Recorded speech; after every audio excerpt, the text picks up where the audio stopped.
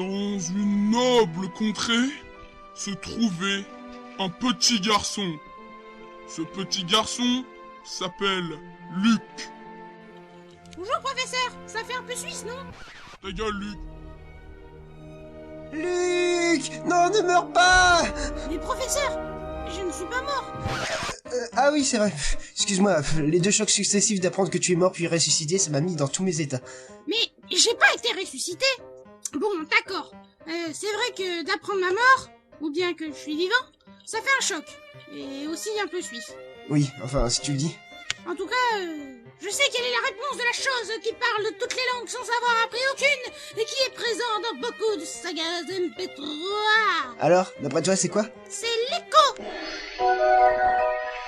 Bien joué, Luc. Ah mais oui, voici. C'est qui lui? C'est Mathieu. Oui, c'est bien moi. Que puis-je faire pour vous? Nous voudrions avoir quelques informations sur la photo de là-haut. Celle où l'on peut voir la baronne porter un bébé. Mais non, elle a dit que c'était pas elle. Ah oui, vous avez vu cette vieille photo. Elle est si vieille que ça, la baronne.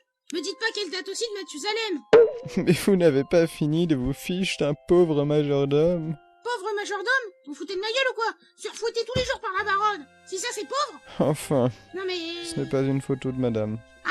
C'est un montage Photoshop. Du tout. Sur cette photo, on voit la défunte femme du baron, Violette Reynolds. Ou alors c'est un montage photophile. Votre méprise est parfaitement compréhensible, messieurs. Ou alors un montage GIMP. Violette et madame se ressemblent énormément, tant physiquement que dans leurs attitudes d'ailleurs. Ou alors un montage Audacity. Ah, je comprends. Donc ce n'est effectivement pas la baronne sur la photo, mais Violette. Violette? Mais elle n'a plus d'air. Peut-être était-elle de la même famille. Pas que je sache, monsieur. L'arrivée de madame a été soudaine. Et pourtant, ce n'était pas dans les habitudes de monsieur de ramener sur un coup de tête une femme au manoir. Enfin voilà tout ce que je sais à ce sujet. Merci, Mathieu. Vous nous avez été, depuis le début de cette saga MP3, d'une aide précieuse. Décidément, nous n'avons pas les mêmes opinions. Et que voulez-vous dire? Je pense que si vous feriez Mais- votre travail de majordome comme il se doit, Mais- vous ne seriez pas tout le temps dans nos pattes. Je ne vous permets pas, monsieur. Eh ben moi, en tant que Suisse, je me le permets. Mais... J'ai le culot du Suisse. Mais enfin... Et toi, t'as quelle pitoyable existence d'un majordome. Allons-y, Luc. Oh, et puis enlevez-moi ce putain de manche à balai de votre cul. Bougez-vous un peu. Allez faire un peu de travail comme il se doit.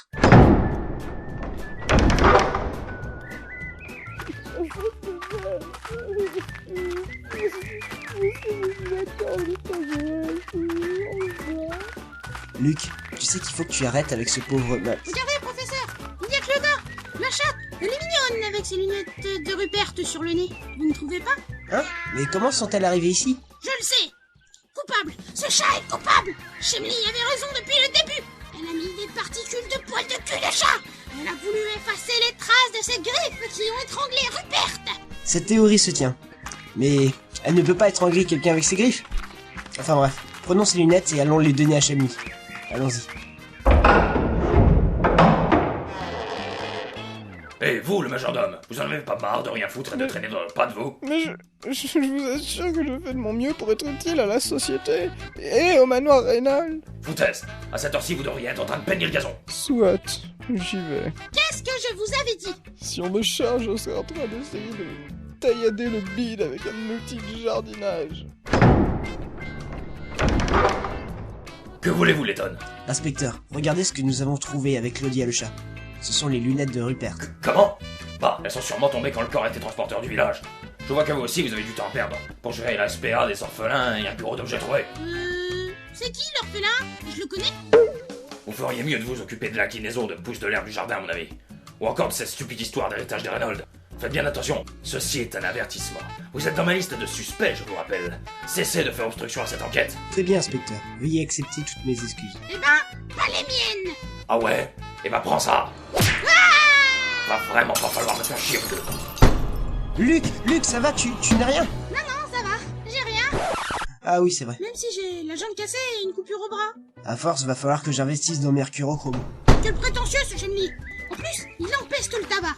Il est odieux avec vous. Moi, ça va. Il n'a rien fait. Allons-y, Luc. Pour l'heure, nous avons d'autres chats à fouetter. Tiens, prends ça, Claudia. Depuis le temps qu'un tas d'hommes rêvait de fouetter Claudia Schiffer.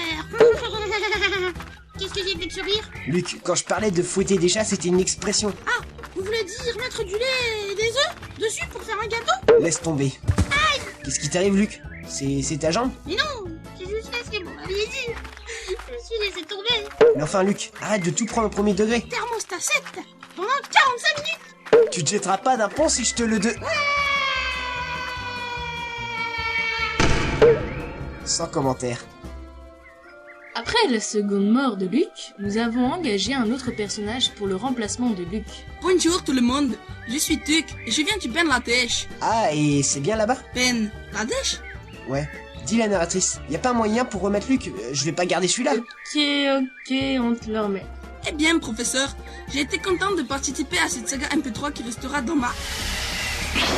Tête. Oh, j'ai mal à ma tête. Luc, tu n'es pas mort? Non, je suis tombée dans la poubelle de Frankie qui flottait dans la rivière. J'y ai rencontré un reste de mamie très sympa. Certes. Hey, vous là, je ne vous ai jamais vu. Pas mal la blague. Surtout venant d'un aveugle. Ah, vous avez remarqué. J'ai l'impression que vous cherchez quelque chose. Oui, votre regard. Nous cherchons Rayman. Ah ah, c'est tout vu, j'ai tout compris. Vous cherchez des infos sur ce type.